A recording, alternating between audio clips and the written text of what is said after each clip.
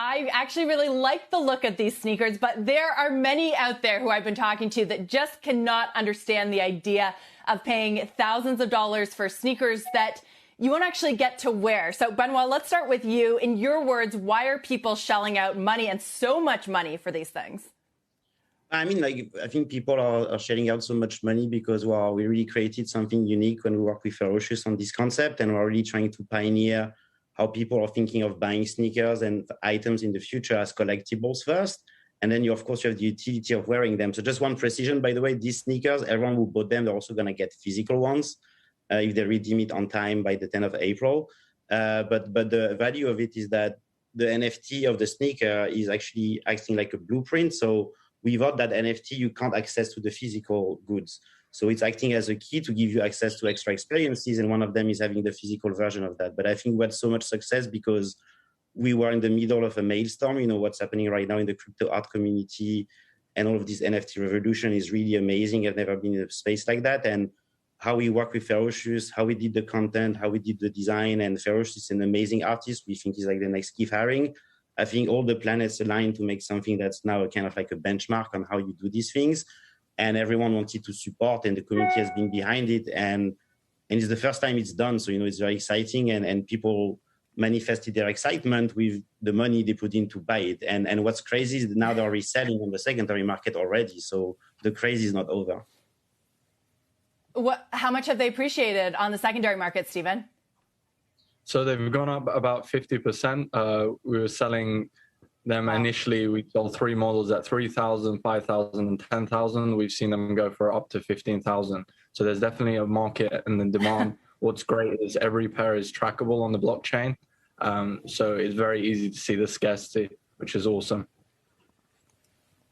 Okay, Chris, that's pretty amazing that in such a short time they've already appreciated these digital sneakers by about 50%. And those people aren't going to get the physical ones, I assume. So the point of them, though, is not to wear them in real life, but in the so-called metaverse, these sort of digital worlds that Roblox and Fortnite and others are creating. So, you know, my question is, how do you make sure that there's no fakes in the metaverse? Does that matter? I mean, when you think about luxury products in the real world, there's a huge problem with counterfeits.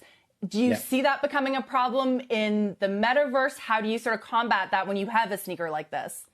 I mean, the advantage we have is, go ahead, Chris. Sorry. Go. Yeah. So you won't, because everything is on the blockchain.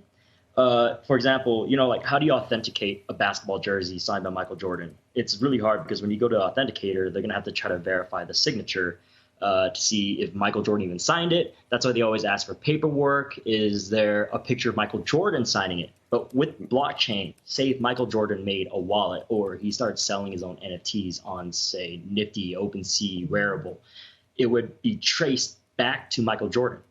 And on top of that, every new collector or buyer that buys it, it traces that a purchase with, you know, the timestamp, what day they purchased it, how much they purchased it for.